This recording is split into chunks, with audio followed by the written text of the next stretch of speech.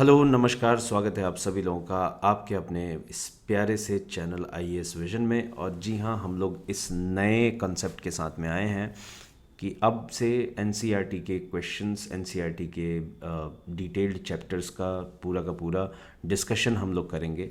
एक एक वीडियो में एक एक चैप्टर डिस्कस करके उसको ख़त्म करेंगे। तो शुरुआत करने जा रहे हैं हम लोग क्लास 10th के एनसीईआरटी से, और क्लास 10th की एनसीईआरटी ज्योग्राफी से हम लोग इसको शुरुआत कर रहे हैं। रिसोर्सेज एंड डेवलपमेंट ये पहला चैप्टर है। तो आइए ज़रा हम लोग सबसे पहले इसके बारे में जान लेते हैं कि ये है क्या।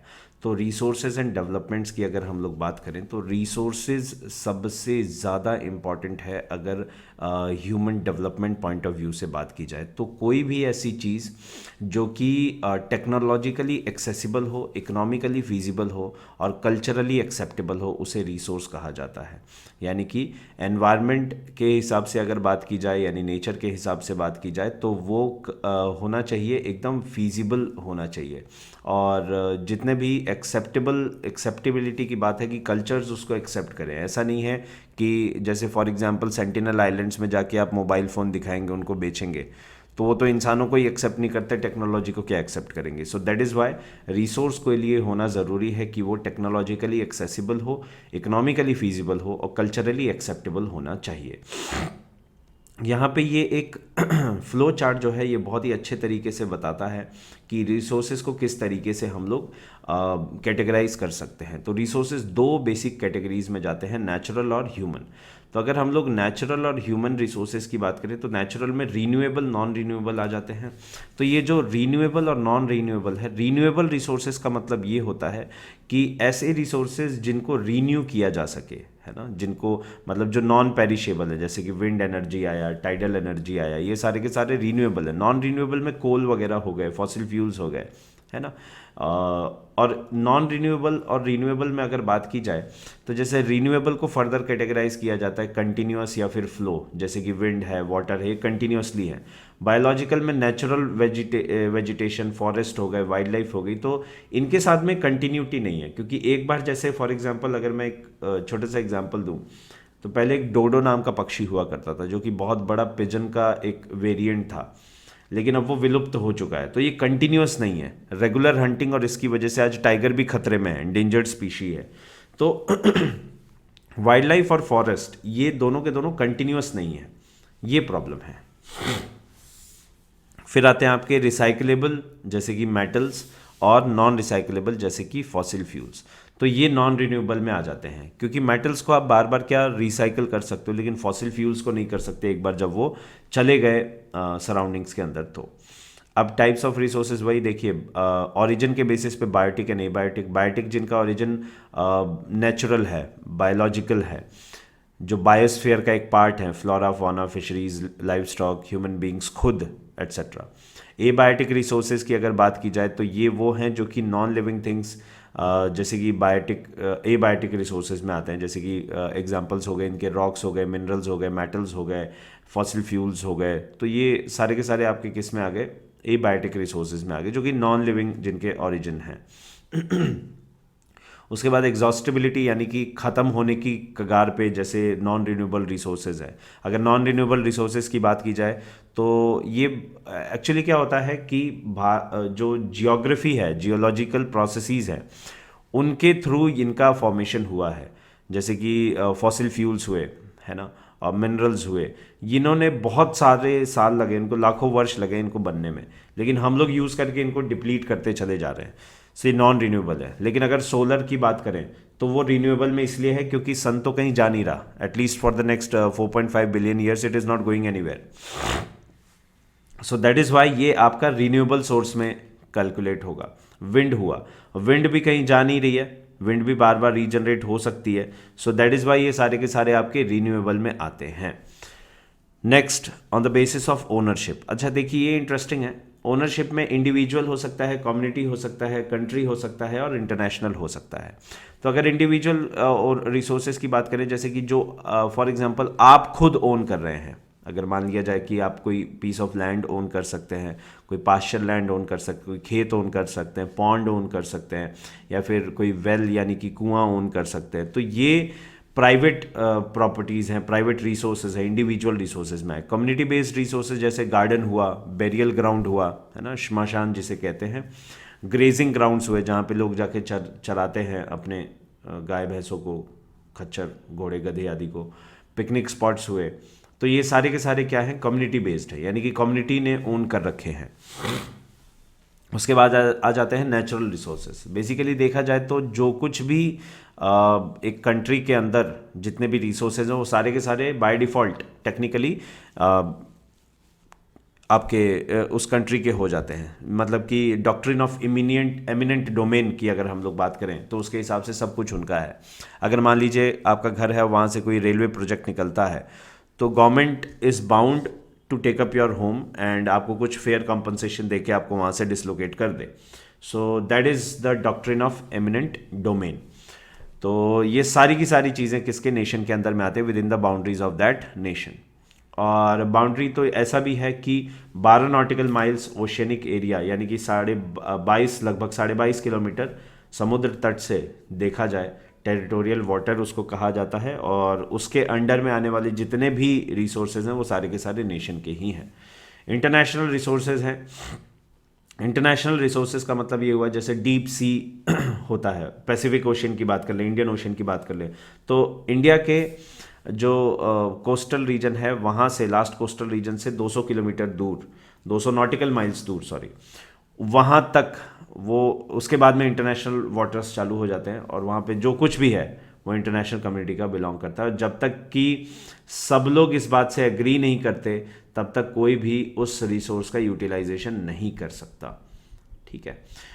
नेक्स्ट है on the basis of status of development, potential resources जिनको कभी यूटिलाइज नहीं किया गया है। जैसे कि अगर गुजरात और राजस्थान की बात की जाए तो यहाँ के जो एरिया है इसमें बहुत ज़्यादा सोलर का पोटेंशियल है, लेकिन उसको अभी तक डेवलप नहीं किया जा चुका है।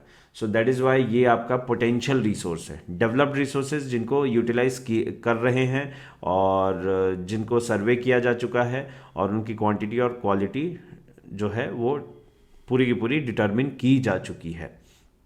स्टॉक का मतलब ये हुआ कि ये वो मटेरियल्स हैं, ये वो रिसोर्सेज हैं जो कि अवेलेबल तो हैं ह्यूमन नीड्स को सेटिस्फाई करने के, लेकिन अभी हमारे पास में ऐसी टेक्नोलॉजी नहीं है कि हम लोग इनको एक्सेस कर सकें। ठीक है। जैसे कि अगर बात की जाए तो हाइड्रोजन को एज अ फ्यूल यूज़ करने की, तो वाटर के अंदर ना 2 कंपोनेंट्स हैं, hydrogen and oxygen.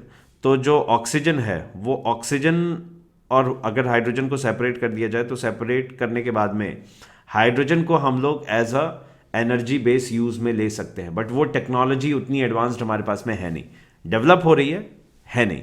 So that is why ये आपके आएंगे स्टॉक के अंदर। फिर आते हैं आपके रिजर्व, राइट। तो रिजर्व्स क्या है, ज़रा इनकी भी बात कर लेते हैं हम लोग। ये स्टॉक के ही छोटे से पार्ट है और इनमें क्या है कि अगर हम लोगों ने जितना भी टेक्नोलॉजिकली एडवांसमेंट्स करके इनको अगर यूटिलाइज कर लिया तो फिर ये काम में आ सकते हैं फ्यूचर रिक्वायरमेंट्स के, लेकिन अभी इनको स्टार्ट नहीं किया गया है, ये इनके साथ में है। ठीक है।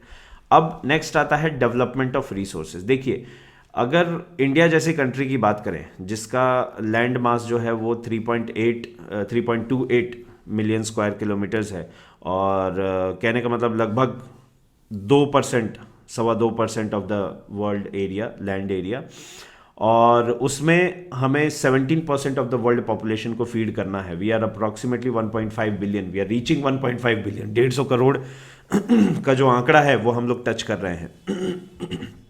आज हर 5 में से 1 व्यक्ति हिंदुस्तानी है। तो ऐसी सिचुएशन में रिसोर्सेज का होना इंपॉर्टेंट नहीं है, रिसोर्सेज का डिस्ट्रीब्यूशन, रिसोर्सेज का एलोकेशन, रिसोर्सेज को प्लान करना, उनके डेवलपमेंट को, वो सबसे ज़्यादा इंपॉर्टेंट है। और यहीं पे डेवलपमेंट ऑफ रिसोर्सेज एक मेजर रोल प्ले करता है।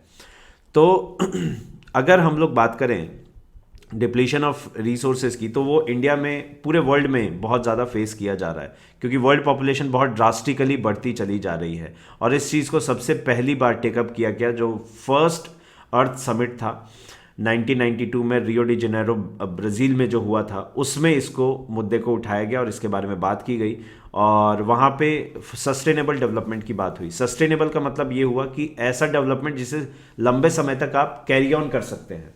मतलब कि नेचर को नुकसान पहुंचाए बिना जो डेवलपमेंट किया जाए वो सस्टेनेबल डेवलपमेंट में आता है। यानी नेचर रिसोर्सेज का मैनेजमेंट और साथ के साथ में डेवलपमेंट दोनों हैंड इन हैंड चलें, दोनों में से किसी का भी डाउनफॉल ना हो, सो वो सस्टेनेबल डेवलपमेंट में आएगा। तो 100 से ज़्यादा जो लोग थे, हेड्स थे कंट्रीज़ के, वो मिले रियो डी जेनेरो में और पहला इंटरनेशनल अर्थ समिट हुआ। उसके बाद में जो ग्लोबल चेंजेस हैं उसको एड्रेस किया गया और जो थ्रेट्स हैं उनको एसेस किया गया। उसके बाद में ये कन्वेंशन में ये ड्रॉ किया गया कि एजेंडा 21 हम लोग अडॉप्ट करेंगे। एजेंडा 21 क्या है कि सस्टेनेबल डेवलपमेंट 21st सेंचुरी में होना चाहिए, यही एजेंडा 21 है। और यही एजेंडा 21 हर एक कंट्री को इंडिविजुअली भी बनाना था, ठीक है। सो एजेंडा 21 के बारे में भी पूछा जा सकता है और बहुत इंपॉर्टेंट है ये। सो आपको ये देखना चाहिए कि हर एक कंट्री का एजेंडा, इंडिया का स्पेशली एजेंडा 21 है क्या, राइट। नेक्स्ट, जैसा कि मैं कह रहा था कि रिसोर्स प्लानिंग के बारे में बात करनी बहुत ज़्यादा ज़रूरी है, क्योंकि इंडिया जैसी कंट्री में जो रिसोर्सेज हैं वो एम्पल अमाउंट में अवेलेबल हैं, लेकिन वो बहुत ही ज़्यादा डाइवर्सिफाइड है। जैसे अगर हम लोग एग्जाम्पल की बात करें तो झारखंड, छत्तीसगढ़, मध्य प्रदेश, इन सब में मिनरल्स और कोल डिपॉजिट्स बहुत ज़्यादा है ना। और अगर वहीं पे बात की जाए अरुणाचल प्रदेश में, तो यहाँ पे पानी बहुत ज़्यादा है लेकिन इंफ्रास्ट्रक्चर नहीं है।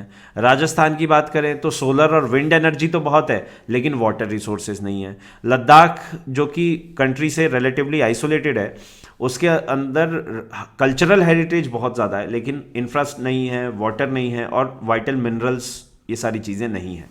तो इसीलिए एक बैलेंस प्लानिंग की बहुत ज़्यादा आवश्यकता है और वो national as well as local level पे होनी चाहिए।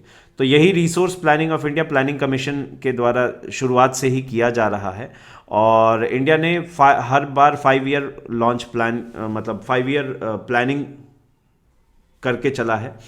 तो ये शुरुआत हुआ था right from the independence, because अगर देखा जाए तो गांधीयन जो पॉलिसी है, जिसके बारे में आगे एनसीईआरटी में भी दिया हुआ है, वो ये है कि we have to go hand in hand with the nature.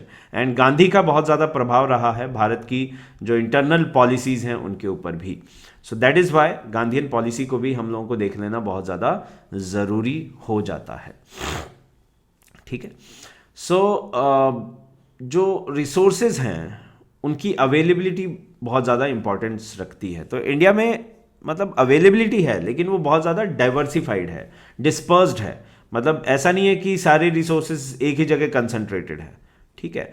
So that is why resources की सबसे ज़्यादा लड़ाई भी इसलिए रही है क्योंकि देखा जाए तो जो कॉलोनी सेटअप की गई थी, है ना, कॉलोनाइजेशन पीरियड जो था, इम्पीरियलिज्म का पीरियड था, जिसमें कि जो ब्रिटिशर्स थे, जो यूरोपियंस थे, वो आके रिसोर्सेज को हार्नेस करने के लिए, रिसोर्सेज को यूटिलाइज करने के लिए ही तो कॉलोनी सेटअप करते थे। सो that is why over exploitation ना हो जैसा कि उस समय हुआ, तो उससे बचने के लिए प्लानिंग की बहुत ज़्यादा ज़रूरत है। कंजर्वेशन की भी बहुत ज़्यादा ज़रूरत इसीलिए है क्योंकि देखिए वापस से गांधीयन पॉलिसी की बात आई। गांधी जी जो है ना बहुत ज़्यादा मतलब इस बात को लेके बहुत ज़्यादा एक्टिव थे, इस बात को बहुत ज़्यादा अवेयरनेस फैलाते भी थे, लोगों में कंसर्न रेज करते थे। और ये लाइन बहुत फेमस है इनकी कि there is enough for everybody's need but not for everybody's any's greed. तो ग्रीड का मतलब ये हुआ लालच। लालच के लिए नेचर में किसी के नहीं है, लेकिन सबकी नीड्स को पूरा करने के लिए नेचर के पास में बहुत है। सो दैट इज़ वाई ये इंडिया की फिलॉसफी भी रही है, कम में ज़्यादा वाली बात, है ना। तो इस बात को इंटरनेशनल लेवल पे, इसी बात को जो है सबसे पहली बार उठाया गया था 1974 में। स्मॉल इज़ ब्यूटीफुल करके एक बुक थी जो गांधीयन फिलॉसफी पे लिखी गई थी शुमैकर द्वारा, और इसको प्रेजेंट किया गया। फिर उसके बाद में ब्रंटलैंड कमीशन रिपोर्ट 1987 में भी इसी बात को रेज किया गया कि there is enough for everybody's need but not for anybody's greed in the nature. और आर कॉमन फ्यूचर को लेके भी बात हुई थी, इसी किताब के अंदर भी बात हुई थी, सस्टेनेबल डेवलपमेंट और इसी की स्मॉल इज़ मोर के बारे में। और अगर देखा जाए तो इसको रियो डी जेनेरो के जो अर्थ समिट था उसमें भी 1992 में इसको उठाया गया। सो that is why planning and depletion को रोकना बहुत ज़्यादा ज़रूरी है। फिर आ जाते हैं इसमें लैंड रिसोर्सेज। तो लैंड रिसोर्सेज की अगर बात की जाए तो देखिए इंडिया का कॉम्पोजिशन कुछ ऐसा है, प्योरली इस पाई चार्ट से आपको समझ में आ जाएगा। 43% प्लेन्स हैं। Plains are very very very important और बहुत ज़्यादा ये एक तरीके से ना एक कन्वीनियंट हो जाते हैं एग्रीकल्चर के लिए। फिर 30% अप्रॉक्सीमेटली माउंटेन्स हैं एंड प्लेटूज आपके 27% है। तो बहुत ज़्यादा वेरिएशन नहीं है और डिस्ट्रीब्यूशन काफ़ी अच्छा खासा है। तो अगर आप देखेंगे तो गैंगेटिक प्लेन सबसे बड़ा एग्जांपल है प्लेन्स का, और वहाँ पे मेजॉरिटी ऑफ द पॉपुलेशन है। यूपी की आज ये हालत है कि यूपी इंडिया का एक छोटा सा स्टेट है और उसकी पॉपुलेशन, अकेले की पॉपुलेशन ब्राज़ील के पॉपुलेशन से बहुत ज़्यादा है। सो ये प्लेन्स की एक इम्पॉर्टेंस है कि प्लेन्स बहुत ज़्यादा एक फैसिलिटेट करते हैं, प्रोवाइड करते हैं कि किस तरीके से एग्रीकल्चर डेवलप होगा एंड वहाँ पे सेटलमेंट होंगे। प्लेटूज रीजन में हमेशा minerals and fossil fuels and forest का रिचनेस देखा गया है, ठीक है। और ज़रा पे यहाँ पे हम लोग ग्रॉस क्रॉप्ड एरिया ज़रा समझ लेते हैं कि वो एरिया है GCA, ग्रॉस क्रॉप्ड एरिया। ये वो एरिया है जिसे कि एक से ज़्यादा बार एग्रीकल्चरल ईयर में सो किया जाता है, और प्लस नेट सोन एरिया, इसी को ग्रॉस क्रॉप्ड एरिया कहा जाता है। ये पूछा जा सकता है प्री में एटलीस्ट। और land use pattern in India, अब इस पे ज़रा बात कर ली जाए तो ये ना कल्चर, टेक्नोलॉजी, डेंसिटी और साथ के साथ में सॉइल टाइप्स, इन पे डिपेंड करता है। ये पाई चार्ट बहुत ज़्यादा इंपॉर्टेंट है, इसके बेसिस पे ही हम लोग समझ सकते हैं कि ट्रेंड्स क्या रहे। देखिए ये वाला जो है 1960 का रहा और ये 2014-15 का रहा। सबसे इंपॉर्टेंट चीज़ इसमें देखने वाली ये है कि ये लगभग सेम है, ये वाला रीजन और ये वाला रीजन आपका नेट सोन एरिया, ये ऑलमोस्ट सेम है। लेकिन अगर ध्यान देंगे तो सबसे ज़्यादा चेंजेस यहाँ पे दिखाई पड़ रहे हैं, 23.3% और 18.11% फॉरेस्ट एरिया यानी कि बढ़ा है। लेकिन अगर ये देखा जाए तो अभी भी फॉरेस्ट एरिया 33% से कम है, यानी कि हमारा लैंड एरिया का 33% फॉरेस्ट होना चाहिए, तब जाके सस्टेनेबल डेवलपमेंट पे हम लोग बात भी कर पाएंगे। क्योंकि काफ़ी सारी एजेंसीज ऐसी हैं, काफ़ी सारी जो प्लानिंग कमीशंस हैं, उन्होंने ये रिपोर्ट्स दी हैं कि काफ़ी सारे कम्युनिटीज़, काफ़ी सारी आदिवासी जनजाति प्रजातियाँ, लोग फॉरेस्ट पे डिपेंडेंट हैं। साथ के साथ में ये भी देखा जाए कि अगर फॉरेस्ट नहीं होगा तो ऑक्सीजन की कमी होगी, नेचुरल रिसोर्सेज में डिप्लेशन होगा, वाइल्ड लाइफ डिस्प्लेस होगी। सो ये हार्मनी नहीं रह पाएगी नेचर के साथ में ह्यूमंस की, दैट इज़ वाई। और वेरिएशन तो इतने खतरनाक हैं, वेरिएशन तो इतने ज़्यादा मतलब देखने लायक हैं कि अगर पंजाब हरियाणा की बात करें तो 80% लगभग टोटल एरिया जो है वो कल्टिवेबल है, और जबकि अरुणाचल प्रदेश, मिजोरम यानी 7 सिस्टर्स यानी कि जो नॉर्थ ईस्टर्न स्टेट्स है, वहाँ पे सिर्फ 10% ही एग्रीकल्चरल लैंड्स है। तो ये बड़ा ही थोड़ा सा ना एक कहते हैं उसे कि वेरिएशन बहुत ज़्यादा है इंडिया में, बहुत ज़्यादा डाइवर्सिटीज़ हैं।